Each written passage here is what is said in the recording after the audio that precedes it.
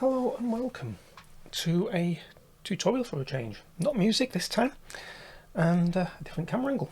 We show the rest of the studio a bit over the shoulder look instead of the usual face on. See how this goes. What this one's going to be about is the ratcheting, and what really sparked this was a comment from one of my fans and subscribers. And I'm going to absolutely crucify his name. If there was a crime for mispronouncing name, I'm absolutely guilty as charged. So apologies. But a Preem Johan asked if I could do ratcheting in Cubase using nothing but Retrologue 2 and any stock plugins that come with Cubase 10.5 Pro. Now what sparked this was my video on how to do ratcheting within Omnisphere, which is absolutely beam off of a synth. So you're not going to get exactly the same, but you can get damn close. And in this video, I'm going to show you how you're going to do it. So I'm going to move to Cubase, and all I'm going to do is insert Retrologue into Cubase, and I'm going to put sub-octave bass as the preset. So nothing mystical there about setting it up, and I'm going to use for this particular demonstration, when I make a sequence, I'm going to use the notes from a C minor natural minor scale, which is C, D, E flat, F, G, A flat, B flat, C. So I'm going to use those notes, and just to give you an idea what we're trying to achieve here is if I just quickly stick on the step sequence, and I'll say just any old random sequence, doesn't matter. We'll have an octave there, 7 notes there. So that gives us a sequence within Retrologue 2, but it doesn't give us the ratcheting. Now all ratcheting really is I'll put that back on a second while I explain it, is one of these steps divided into small divisions. So it takes up the same space as one of those steps, but it's just a very quick repetition of a note. Now, Retrologue 2 doesn't have the facility that Omnisphere 2 does, and you can get really close to it though by using these MIDI inserts, which I don't see a lot of Cubase users use, and they're really underused. They're really good for what they are, and all it does is manipulates the incoming MIDI data. And you've got Apache 5 and Apache SX, which are arpeggiators, but we're not going to use those.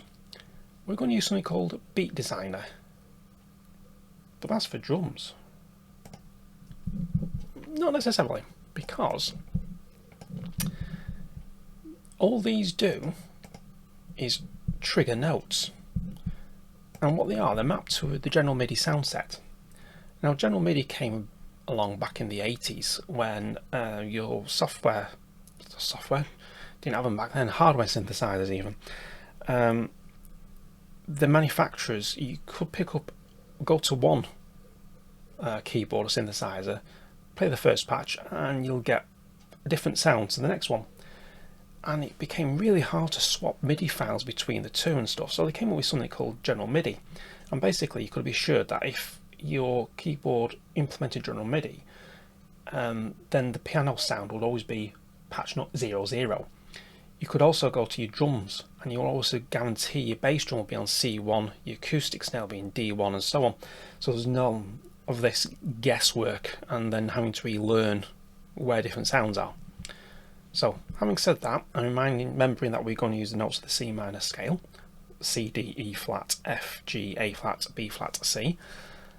I'm just going to knock this up to C3, that up to C4.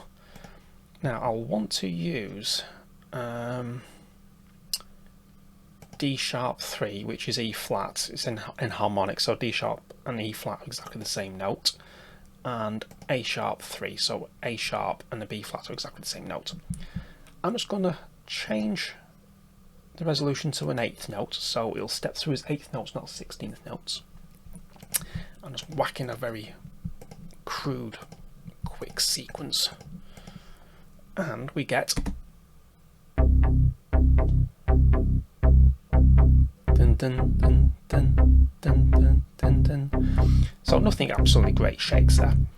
So what we're going to do is change that one to C3, change that, A sharp 3, we'll have D sharp 3, A sharp 3, and go back down there. So what we get now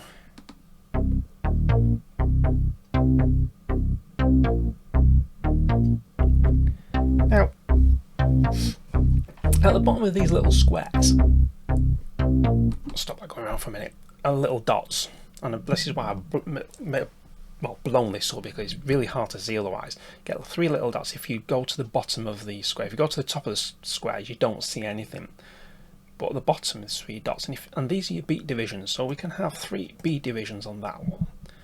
And so all you do is click your mouse 3 times, and I'll just keep quiet and you can hear the mouse click. There you go. So click 3 times and get a beat division of 3, and then this is what we get.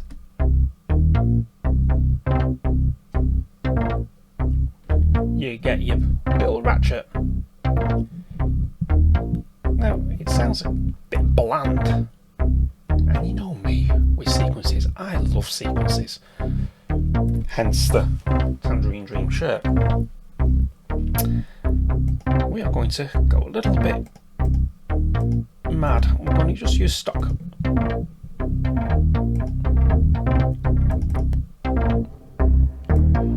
Here we go.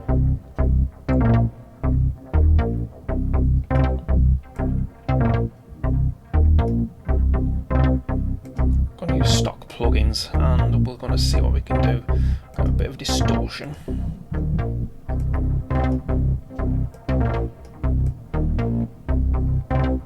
Drive it a bit.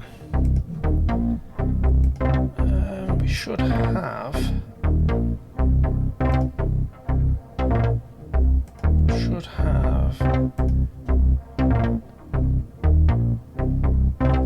VST multi-panel.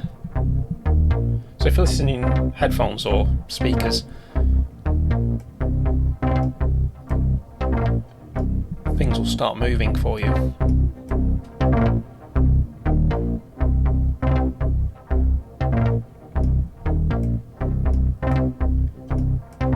So that basically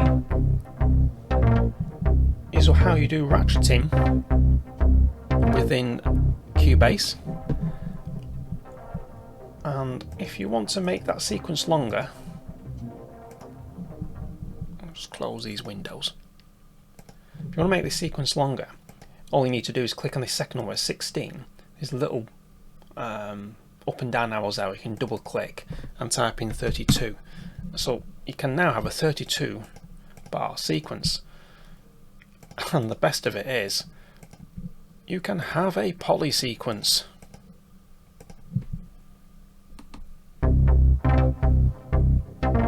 So the first half you've heard, and then